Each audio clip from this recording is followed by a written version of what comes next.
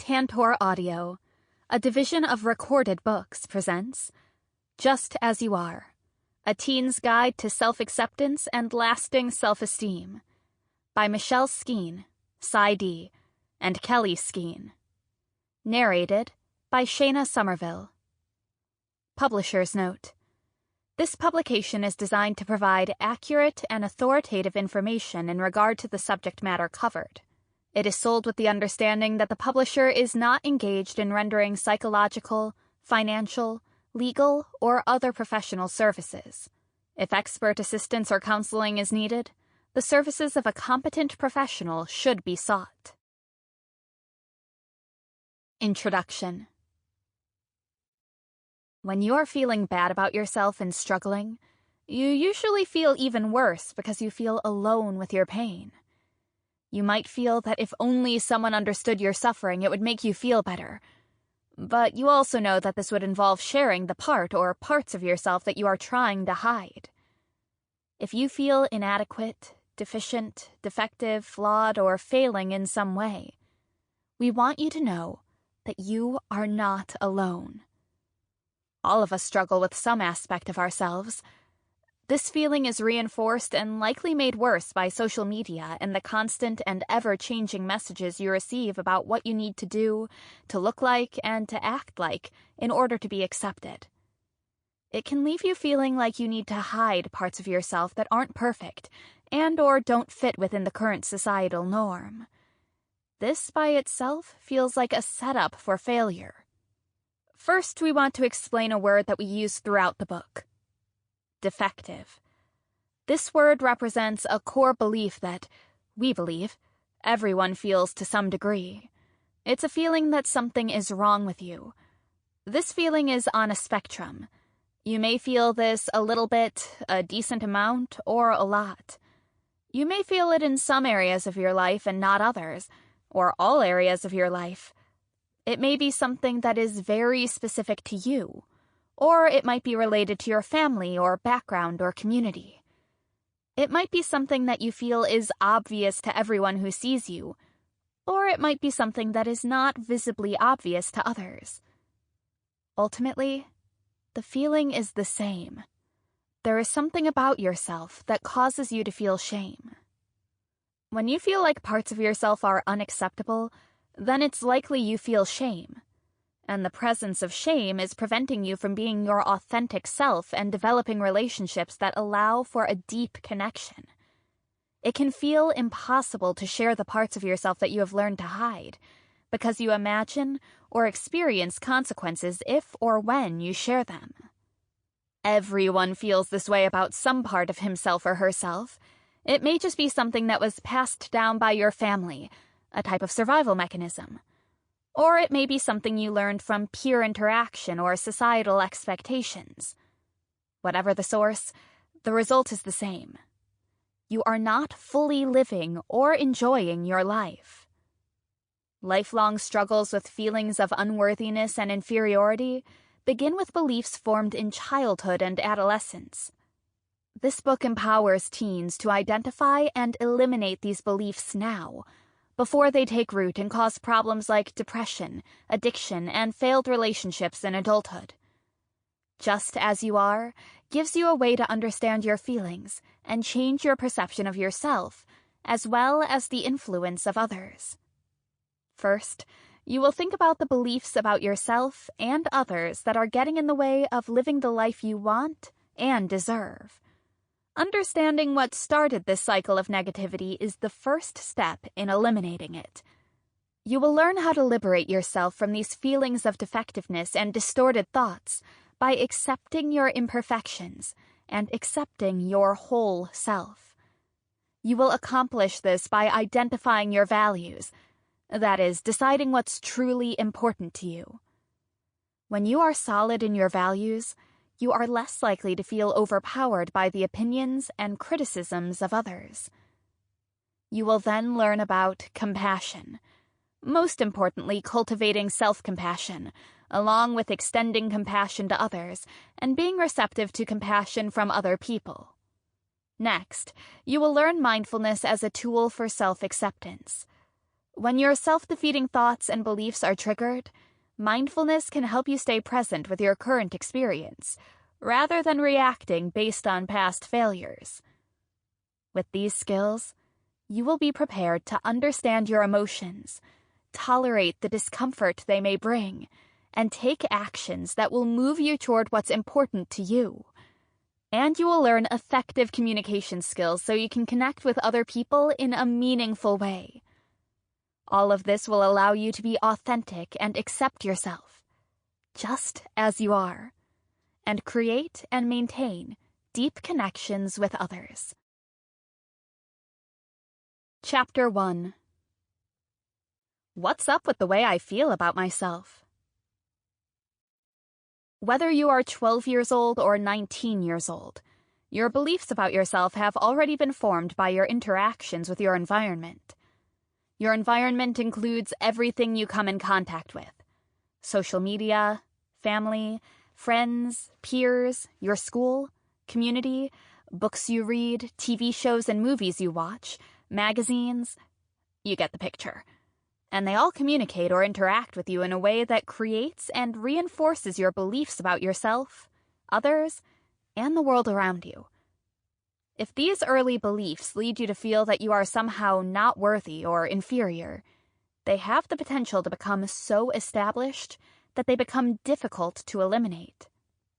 As you continue listening and complete the exercises in this book, you'll begin to understand and identify the negative beliefs about yourself, meet them with self-compassion, and accept yourself just as you are.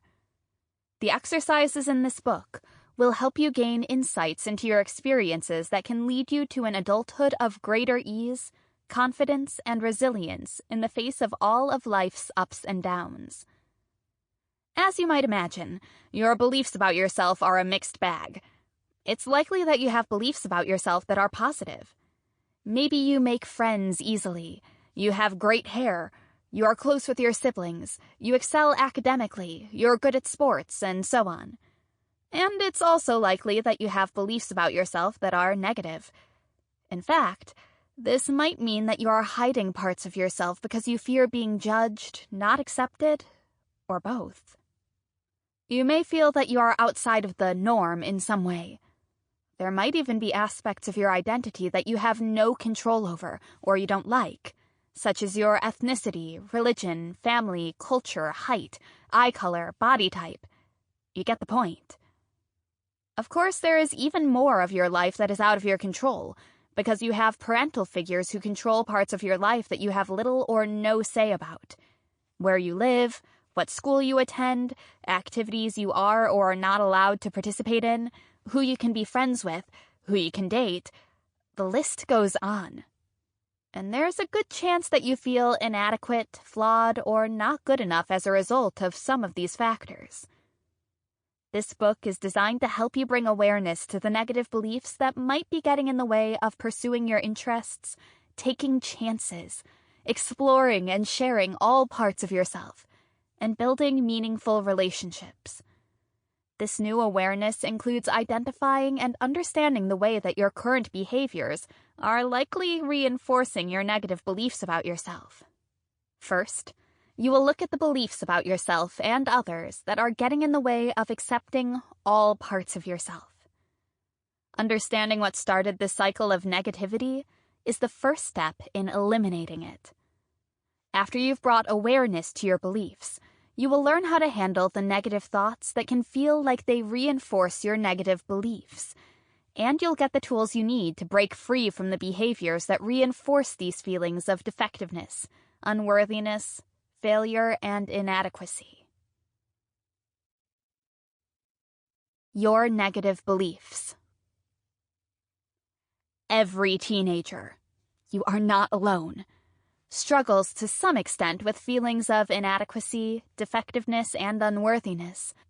This impacts your feelings of self-worth, which might be holding you back or getting in the way of satisfying peer interactions and acceptance.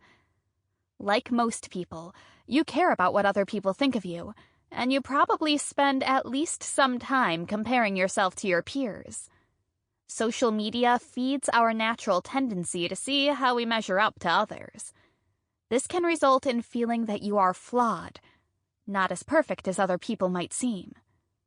When these feelings get repeatedly reinforced over time, it can lead to shame, depression, anxiety, and isolation. We are all wired to connect with others, and when we do make healthy connections, we thrive. So it makes sense that we would want to be accepted by others and would fear being found not good enough and rejected. In fact, you may go to great lengths to avoid judgment or rejection from others. This might include seeking affirmation from others, being unable or unwilling to make decisions without approval from others, or having difficulty hearing even mild criticism. You may find it difficult to accept and share parts of yourself that are out of your control, or you may feel like you need to be a certain way in order to be liked and accepted by others. Or you may focus more of your energy on others as a way to distract them from the ways in which you feel insufficient. You may already be thinking about the parts of yourself that make you feel less than, or that you hide from others because you fear the response you might receive. And you might even be aware of the ways this holds you back from realizing your full potential or building the relationships that you long for. Let's hear stories from some teens who have shared their feelings of defectiveness and how it impacts their lives. Kamele. Kamele is the center on his high school varsity basketball team. A silent warrior, he works hard and is popular and well-liked, but he's quiet. His friends and peers take his silence as a sign that he's just cool. After all, he doesn't need to say much. He's too busy winning basketball games and being a reliable teammate and friend. Now let's hear from Kamele about his experience. I'm terrified to say much to anyone because I'm afraid that they will think I'm stupid. When I was younger and we lived in a different city, I developed a stutter. My parents sent me to a speech therapist. I was able to get rid of it for the most part over time. But when I'm nervous or stressed, it resurfaces. I remember the ridicule that I experienced when I was younger. It was so painful. There were days when I wouldn't get out of bed to go to school. Now I hide this part of myself because I am scared that I will be judged as inadequate and rejected. Kamele's external presentation as a high school basketball star is a contrast to his internal experience. This often creates a barrier for him when trying to form deeper, more authentic connections with others. We fear rejection if others see the parts of us that we experience as imperfect, inadequate, defective, or flawed. Do you worry that others will view you unfavorably if they become aware of any areas where you struggle? Gaia. Gaia is a social media star. She has thousands of Facebook friends and followers on Instagram and Snapchat. She is beautiful and clever. People can't help but like her posts. She wears the most trendy, sought-after clothes, often in interesting ways, and she always accompanies her posted photos with a clever caption. Everyone wants to either be her or be her friend. Here is Gaia's experience. Every moment of my day is preoccupied with thoughts about what I need to do to be liked. I plan out my posts on social media with excruciating detail. Most of the time, I take at least 20 selfies before I pick one that's good enough to post. Then I edit it and choose a filter that makes me look the way I want to. Once I've done that, I agonize over creating a caption to post with the photo. It's like I live in constant fear that I won't be liked by my peers. I don't really have any truly close friends because I'm afraid to let them see that my perfect posts are very different from how imperfect I feel. Gaia has carefully cultivated an image that she wants to project to others. Making constant comparisons on social media has decreased her feelings of self-worth because she feels like she needs to be viewed a particular way in order to be liked, whether on social media or in real life. The pressure of trying to maintain this false front compromises her ability to make authentic connections with others. Do you feel like you're invested in presenting yourself in a favorable light in order to be liked, and to hide parts of yourself that you don't like? Layla. Layla started seeing a psychiatrist and taking antidepressant medication when she was 10 years old. As an only child, she spent lots of time alone. Her parents began to worry that something was wrong because she didn't show an interest in spending time with her peers or engaging in activities that seemed typical of kids her age. Once she started on the medication, she became less isolated and seemed more interested in getting involved in activities with her peers. Let's hear what Layla has to say about her experience. I've been on antidepressant medication for 4 years. It really does feel like it's changed my life. And it's nice that my parents aren't worried about me all of the time. I have friends and I stay busy with activities, but I feel a lot of shame about being a crazy person who needs to be on medication. None of my friends know that I take medication to help with my depression. In fact, I put on such a happy front that they sometimes call me the cheerleader.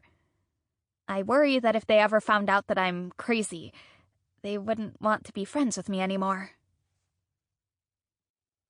Fortunately, Layla's parents and doctor were able to identify her depression and treat it with the proper medication so she can enjoy her life.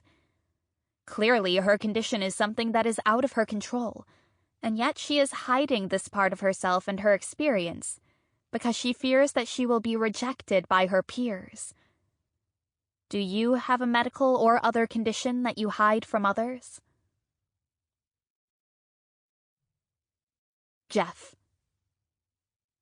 Jeff is a good guy with a good family. He does well in school and he is good at most sports. He makes friends easily, but he never feels like he's good enough. So he goes out of his way to please people. He tells others what they want to hear. This might include things about them, himself, or other topics. Jeff can be whoever you need him to be. He just wants to make you happy. Let's hear what Jeff has to say. I live in constant fear of being criticized for not being good enough. The truth is that I feel very average. There isn't anything wrong with me. I'm a good guy. I do well in school. I'm decent at sports. I'm good in the looks department. But I've always felt like I need to be special, to stand out from the crowd. So at a young age, I started telling people what I thought they wanted to hear. It seemed to work. People liked me and wanted to be around me because I made them feel good. Now I don't even know who I am because I've been lying for so long to make other people happy and prevent them from noticing that I'm nothing special. Jeff is so busy pleasing the people around him so that they are too distracted to notice that he is as average as he feels. Over time, his habitual behaviors have caused him to lose sight of himself. And he doesn't have any authentic connections because he doesn't let anyone see him for who he really is. Do you find yourself trying to please others so that they will like you or not criticize you? Has the focus on making others happy led to losing your connection with who you are and what you care about? Penina. Penina knew from a young age that in order to make her parents happy, she needed to do well in school. Nothing less than straight A's was acceptable. In fact, they made it clear that a B was shameful. She attended the primary school that both of her highly accomplished parents attended, and despite the fact that she was unable to do A work on her own, she was accepted into a very academically competitive high school. In high school, Penina felt stressed out nearly all of the time. The work was difficult, and she tried her hardest to get the perfect grades her parents wanted. So when she didn't, she felt unsuccessful and ashamed. Penina was also afraid that her friends would think the only reason she was there was because her parents had used their influence. Let's hear what Penina has to say. My parents are really smart and accomplished. I'm sure that I'm a disappointment to them. The highly academic school I attend is out of my league. I really struggle every day. With my peers and friends, I act as if everything is great. But I lie about my grades because I don't want anyone to know that I'm a B student among all of the A students. At this school, it's not enough to be above average. You must be excellent. My parents pay for a private tutor to work with me every day after school. I lie to my friends about what I'm doing when I'm at home with my tutor, so they won't think I'm stupid. Penina is trying to please her parents and fit in academically with her peers. This makes her feel like she needs to hide the parts of herself that would reveal that she doesn't have the same academic achievements as her parents and her classmates. This leaves her feeling inadequate and unworthy. Are you in an environment that forces you to compare yourself to others? Can you identify with the struggles that Kamele, Gaia, Layla, Jeff, and Penina shared? Whether it's messages that you've received from a parent, peers, friends, or siblings, or from the bigger message that is communicated, it's clear that you must be better than everyone else in order to succeed. It's a competitive world. The pressure can feel relentless. How do you compare to the other people you are competing against? The struggle starts with comparisons to others, and before long you feel that you are lacking, inadequate, flawed, unworthy, and so on. So many of the negative beliefs we have about ourselves can be linked to comparisons to others. It can be a big distraction from our own strengths and interests, and what we value. And, as you may be starting to see, it makes us feel worse about ourselves. When we don't feel good about ourselves, it impacts all areas of our lives. During this time in your life, friendships become increasingly important.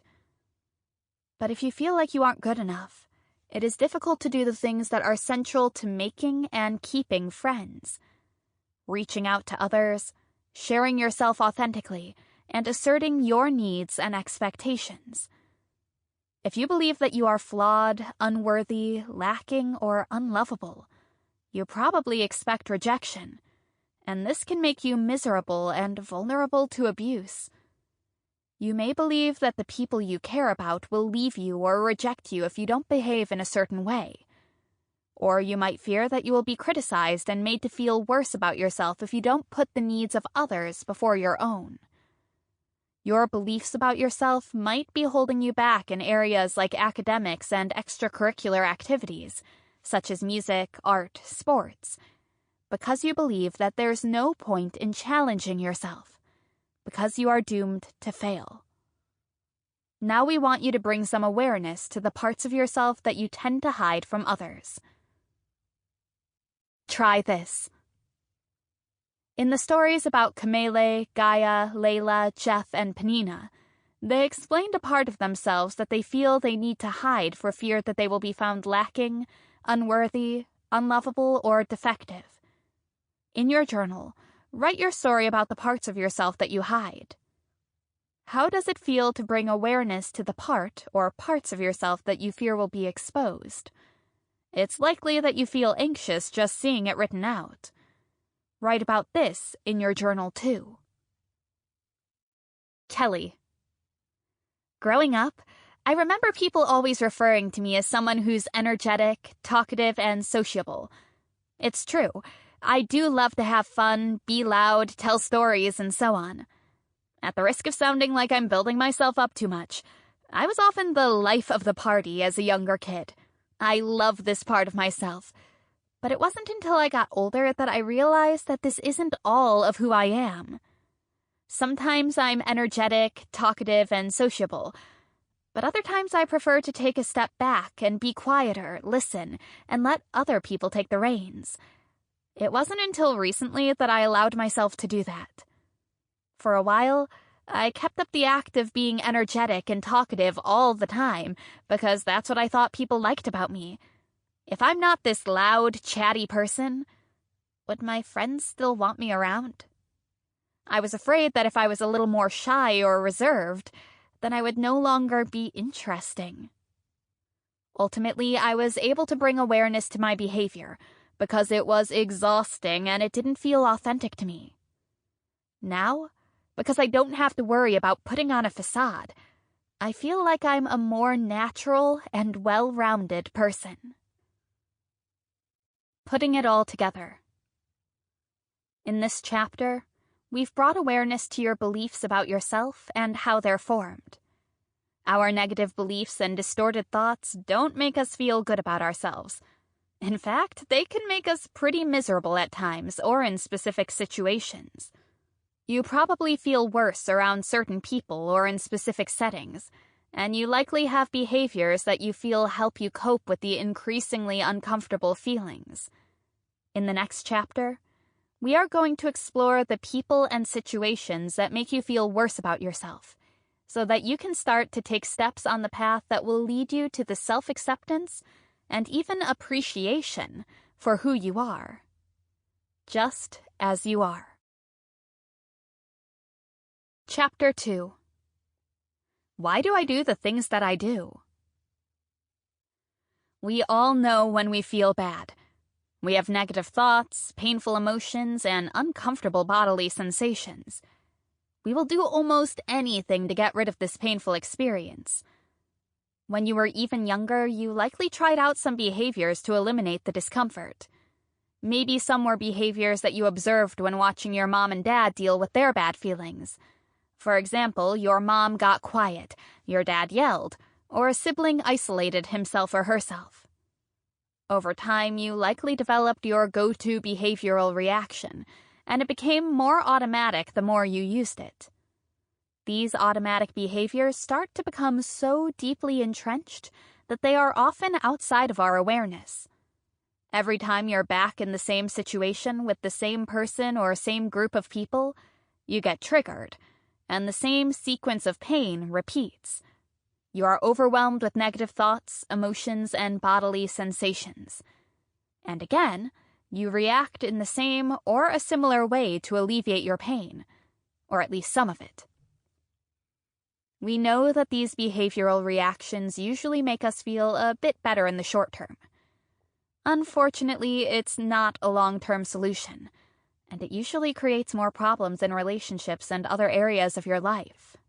So, how do you get relief from the pain associated with particular situations, settings, people, and events that trigger your feelings of defectiveness, unworthiness, inadequacy, and imperfection? In this chapter, we are going to connect your feelings of unworthiness, inadequacy, and defectiveness to the automatic coping behaviors that you access in response to a triggering event to make yourself feel better. It's necessary to identify the patterns created by your beliefs and the associated behaviors in order to make the changes that will ultimately result in your feeling better about yourself. Currently, it's likely that the automatic behaviors connected to your beliefs are getting you further away from what you care about and how you want to feel about yourself. Understanding your mind. First, you need to become a little friendly with your mind. It's easy to blame ourselves for our negative thoughts and distortions. The good news, and bad news, is that you have less control over your mind than you might think.